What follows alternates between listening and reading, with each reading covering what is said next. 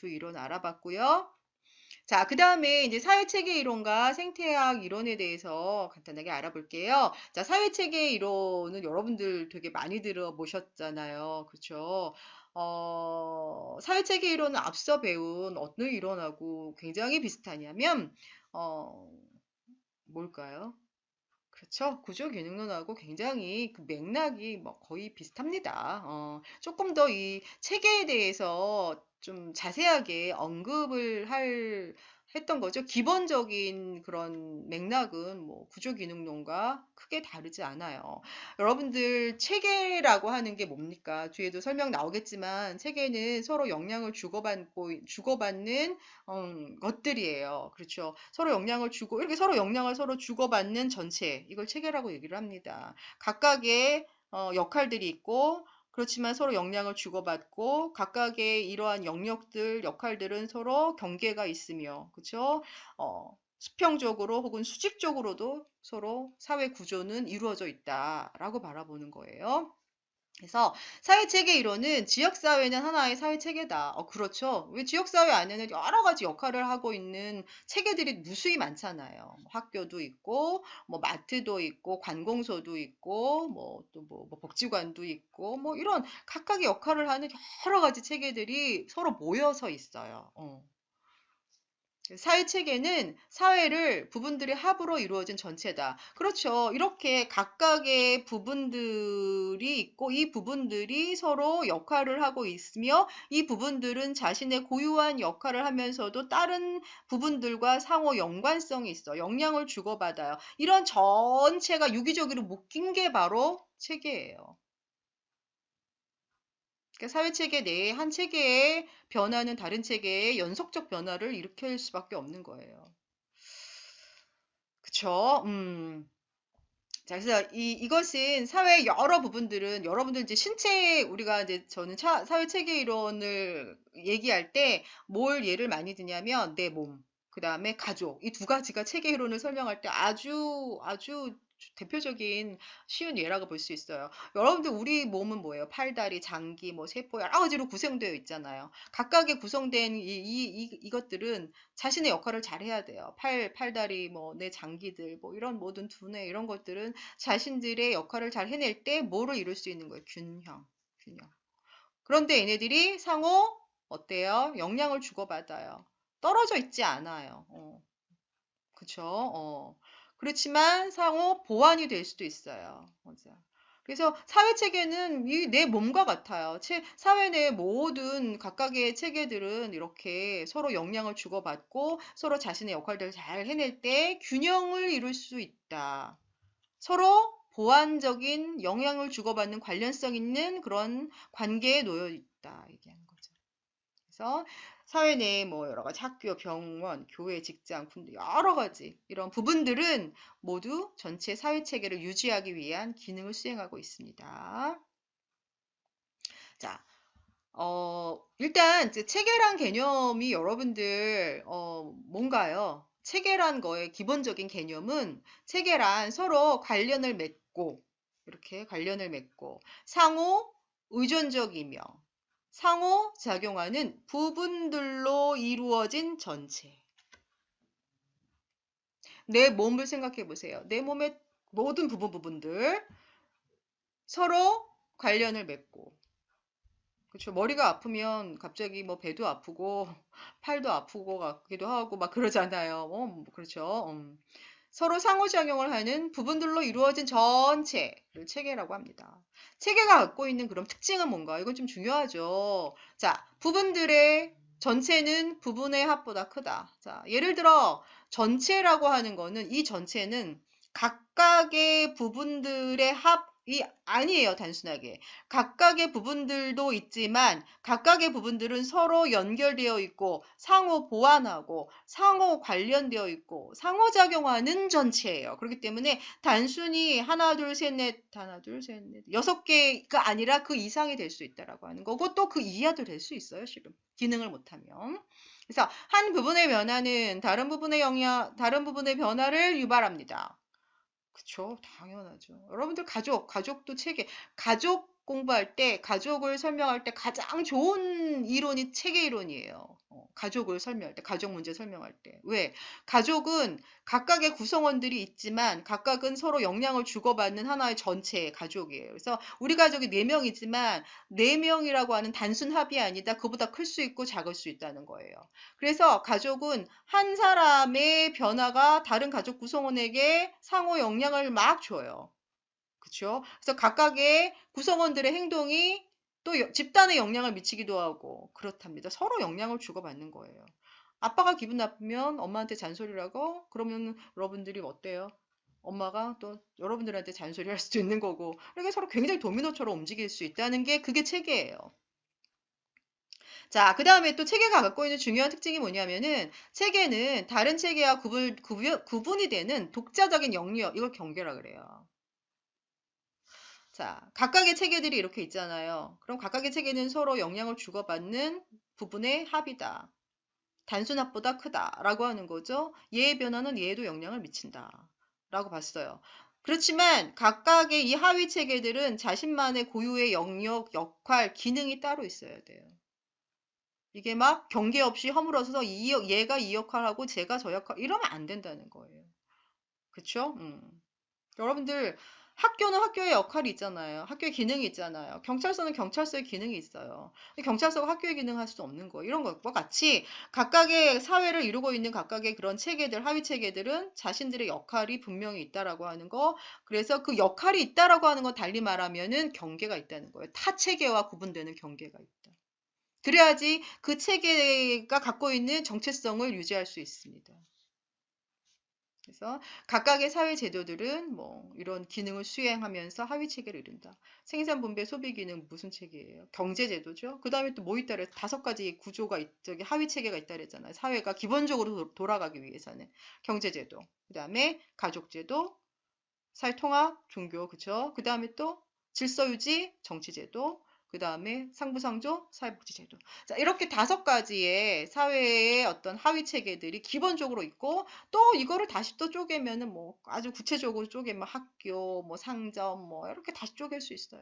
자, 이렇게 기능을 수행하는 각각의 하위 체계들로 이루어져 있다라고 하는 거고요. 그러한 하위 체계들은 수평적으로도 연결되어 있어요. 하지만 수직적으로도 연결되어져 있다라고 하는 거죠. 그래서 이거는 뭐 그쵸. 위계적으로도 연결되어져 있기도 하고 수평적으로도 연결되어져 있기도 하다라는 거예요. 그래서 이런 특징들 있다는 것도 이해하시고요. 자, 그럼 지역사회는 이 사회체계 이론에서 바라볼 때 지역사회는 어떤 속성이 있느냐? 자, 지역사회는 하나의 사회체계예요. 지역사회를 안에는 너무나 많은 다양한 체계들이 모여져 있고 그 체계들이 모인 거는 단순 합, 부분들의 합 이상이다. 그 다음에 지역사회 내를 구성하고 있는 여러 가지 하위 체계들은, 구성하고 있는 체계들은 수평적으로도 연결되어 있어요. 그쵸? 그 다음에 수직적으로도 연결되어 있어요. 여러분들, 행정단위만 봐도 그래요. 행정단위는, 각각의 행정단위는 뭐, 제가 이제 살고 있는 곳이 용인이에요. 그래서 용인에는 여러, 시군구도 있지만, 읍면동들이 많죠? 그래서 우리 동네에는 뭐, 죽전동도 있고요. 뭐, 뭐 보정동도 있고요. 그래요. 각각의 그런 동들은 어때요? 수평적으로 서로 유기적 영향을 주고받아요. 하지만 이런 행정단위가 다시 위계적으로 수직적으로 올라가면은 뭐 구, 무슨 구, 무슨 구, 그 다음에 시, 용인시, 그 다음에 경기도 이런 식으로 위계적으로 수직적으로도 연결될 수 있다라고 하는 거죠. 이 지역사회는. 자, 그렇다는 의미예요. 그래서 수평적으로 혹은 수직적으로도 연결되어져 있습니다. 이런 지역사회가. 자, 지역사회는 기본적으로 평형 상태를 향해 움직여요. 사회체계 이론에서 강조하고자 하는 내용은 뭐냐면 평형 상태를 유지하고자 이 체계는 노력을 합니다.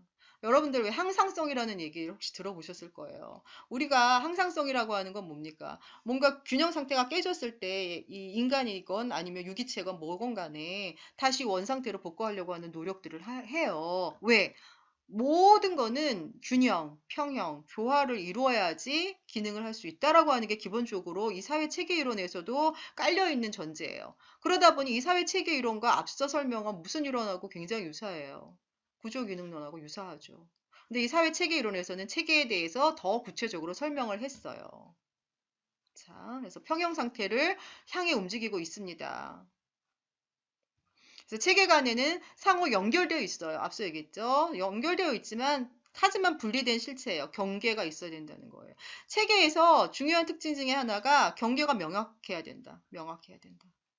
경계가 명확해야 되면서 이 경계들은 또 서로 좀 유연하기도 하고 투과성이 있어야 돼요. 즉, 각각의 하위 체계들은 자신들의 고유한 영역이 있고 경계가 있어야 되지만 다른 체계하고 상호작용을 할 수 있을 정도의 유연성이 있어야 돼요.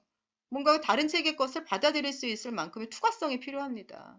그러니까 경계는 그런 특징을 가지고 있어야 돼요. 경계도 명확하지도 않아요. 게다가 막 유연성도 없고 투과성도 없어요. 그럼 닫힌 체계, 우리가 흔히 폐쇄 체계라고 얘기하죠.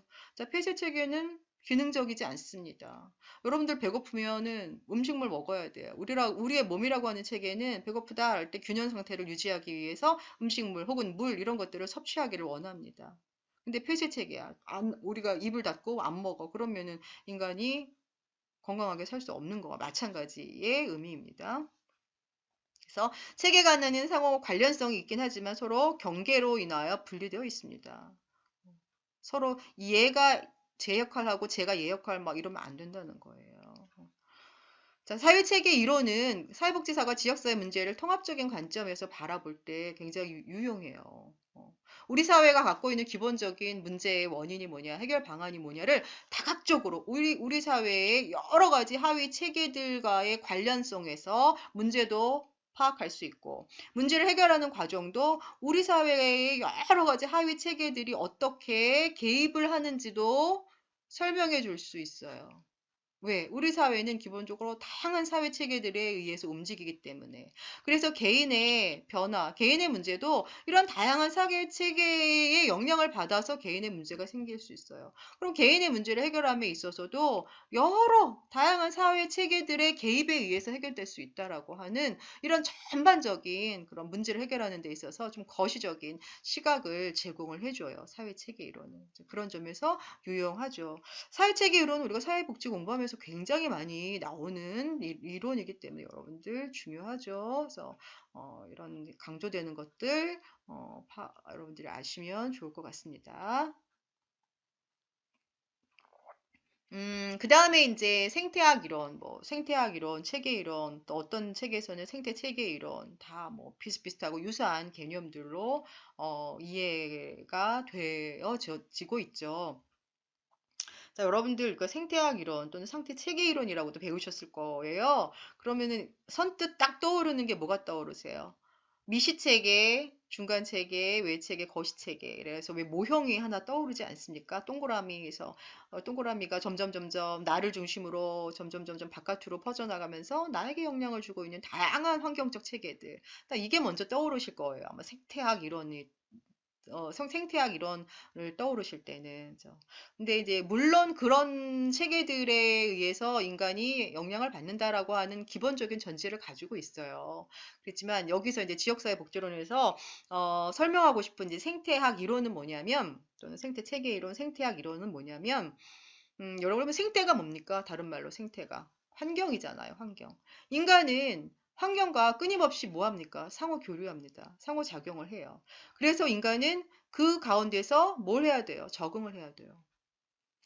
인간이 여태까지 이렇게 진화한 모습은 인간이 이 환경에 적응한 모습이라고 볼 수 있는 거예요. 자, 예를 들어 우리 지금 살고 있는 도시의 모습이 옛날에 비해서 굉장히 많이 달라졌죠. 제가 살고 있는 이 죽전이라고 하는 곳이 불과 한 15년 전만 해도 다 논밭이었고, 10년 전부터 이제 아파트들이 들어서고, 지금은 굉장히 도시화돼 있어요. 모습이 굉장히 달라요. 예전에 20년 전에 논밭이었을 때는 이제 농사를 짓고 사셨겠죠? 그러다가 점점 뭐 학교라든지 이런 것들 관공서라든지 뭐 아파트가 들어서면서 뭔가 이제 사는 모습이 달라지기도 했고요. 지금은 뭐 어때요? 뭐 거의 이제 그런 지금 거의 주거 그다음에 상업지가 섞여져 있는 이제 그런 동네거든요. 어, 이 환경, 우리가 살고 있는 이 환경이라고 하는 거는 인간이 그 사회에 살면서 끊임없이 적응해 나가요. 그러면서 인간도 진화하지만 그 사회가, 우리가 속해 있는 그 환경 자체도 굉장히 다양한 모습으로 변화하고 발전하고 진화되어 진다라고 보는 거예요. 그 과정에서 서로 인간과 환경이 어떻게 변화됐는지 또 설명을 해주는 게 생태학 이론이에요. 또는 그 과정에서 어떻게 인간이 환경과 잘 교류하는 거, 그 다음에 어떻게 적응해 나갔는지, 이런 것들을 설명하는 게 생태학 이론입니다. 자, 생태학 이론이 나온 게, 이 생태학 이론은 그야말로 이제 그 유기체가 환경에 적응하는 과정들을 설명하는 과정 속에서 나온 이론이 생태학 이론이잖아요. 그쵸? 유기체는 기본적으로 환경에 적응을 해야 돼요. 또는 환경은 또 달리 말하면 환경은 유기체가 살 수 있을 만큼 적응적인 환경이 또 될 필요가 있는 거예요. 그래서 둘 간이 서로 교류하면서 상호작용을 해나면서 인간이 살고 있는 이러한 지역사회 모습을 만들어내는 거죠. 그러면 내가 살고 있는 이 지역사회가 내가 살기에 적응이 되고 좀 편안하고 뭔가 기능적이 되기 위해서는 어떻게 변화돼야 될까요? 첫 번째, 아파트가 있어야 되고 주거환경, 그다음 학교가 있어야겠죠. 그다음에 좀 마트도 있어야겠죠. 관공서도 필요하고 여가 생활 즐길 수 있는 곳들도 필요하고, 그렇죠? 그러면서 지역사회 모습이 점점 변화 발전해 오는 거예요. 자, 이런 관점으로 지역사회를 설명하는 이론이 생태학 이론입니다. 그래서 지역사회에 관한 생태학 이론은 인간과 환경 간의 상호 교류를 설명해요. 이들 간의 교류, 상호작용을 통해서 인간도 환경에 적응하고 환경도 인간이 살 수 있게끔 뭔가 변화가 되어야 한다라고 하는 거죠. 뿐만 아니라 지역사회를 환경이 여러 가지 요소들과 끊임없이 교류하면서 적응하고 진화해가는 하나의 체계로 보는 거예요. 그쵸? 자, 우리 지역사회가 처음에 20년 전에는 논밭이었는데 사람들이 점점 모이면서 지역사회 모습이 점점 달라지면서 지금 현재 모습이 된 거예요. 그래서 지역사회의 여러 가지 위치적 분포, 여러 가지 관계, 기능, 이런 것들이 어떻게 인간이 적응해 나가면서 현재의 모습에 이르게 되었는지를 설명해 주는 거예요. 그래서 여러분들이 그냥 미시체계, 중간체계, 외체계 이런 거를 배울 때랑은 조금 다른 맥락으로 이 생태학 이론을 바라보시면 좋아요. 쉽게 말하면 생태학 이론에서, 그러니까 지역사회 복지에서 생태학 이론을 도입해서 설명하고자 강조하고 싶은 건 뭐냐면 지역사회 모습이 현재 어떻게 이렇게 발전해 왔는지 그 변화 과정, 역사적인 맥락, 이런 것들을 설명을 할 때 생태학 이론이 유용하게 적용이 되는 거예요. 그 다음에 또 이런 거죠. 우리 지역사회 내에서는 이러이러한 프로그램이 필요하다. 그러면 왜 그러냐? 우리 지역사회의 생태학적 환경은 뭐 이렇고, 뭐 인구 분포는 이렇고, 뭐 이런 것들을 설명해서, 아, 그래서 우리는 이런 프로그램이 필요하다. 그죠? 근데 그런 것들을 지역사회 모습을 그렇게 설명하고자 할 때 유용한 이론이 바로 생태학 이론입니다. 자, 생태학 이론은 인간이 자연에 살아남기 위한 어떻게 보면은 적응하기 위한 거예요. 그래서 거기에 도태가 되면은 적응하지 못한다라고 하는 그런 섭리를 강조하죠. 보통 생태학이라는 것 자체가.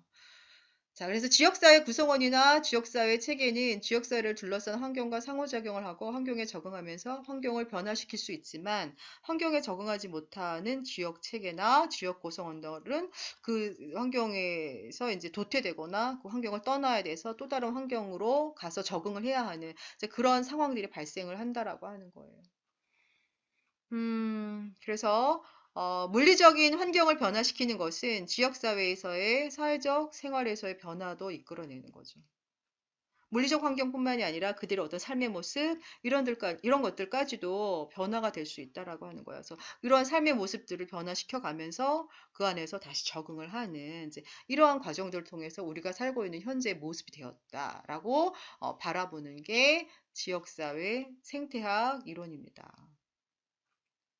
뭐 예를 들어 빈민가와 같이 소득이 낮은 이제 구성원들이 이제 모여 살고 있는 집은 이제 기본적으로 주거 환경이 열악하고 사회적인 여러 가지 자본이 되게 부족한 그런 곳이잖아요. 뭐 여러 가지 주택 난도 있을 수 있고 하지만 이런 지역사회의 조그만 변화는 다른 변화까지도 이끌 수가 있어요. 그들의 삶의 모습 자체도 변화시킬 수 있다라고 하는 거예요.